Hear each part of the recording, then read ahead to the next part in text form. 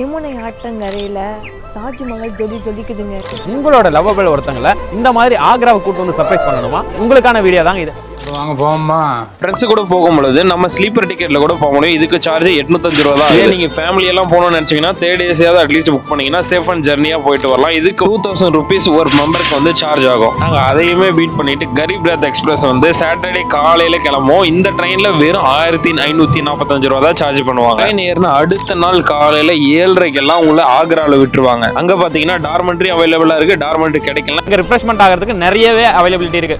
முக்கியமா பாத்தீங்கன்னா upper class waiting hall இருக்கு. அது இல்லாம எக்ஸிக்யூட்டிவ் லான்ச் ஆக்சஸ்னா அது ஒன்று இருக்கு. ஒரு மணி நேரத்துக்கு 86 ரூபா சார்ஜ் பண்றாங்க. நீங்க அதை யூட்டிலைஸ் பண்ணி நல்லா ஃப்ரெஷ்ஷா போயிட்டு கிளம்பலாம். போனதுக்கு அப்புறம் உங்களோட திங்ஸை வந்து கிளாக் ரூம்ல டெபாசிட் பண்ணிடலாம். ஒரு நாளைக்கு 20 ரூபா தான் சார்ஜ் பண்ணுவாங்க. நீங்க ஆக்ரா கண்டோன்மெண்ட்ல ஒரு 8:30 ரெடி ஆயிட்டு கிளம்பிட்டீங்கன்னா அங்க இருந்து ஒரு 200 மீட்டர் தள்ளி போங்க. முன்னாடியே இருந்தா 200 ரூபா 300 ரூபான்னு சார்ஜ் பண்ணுவாங்க ஆட்டோக்காரங்க.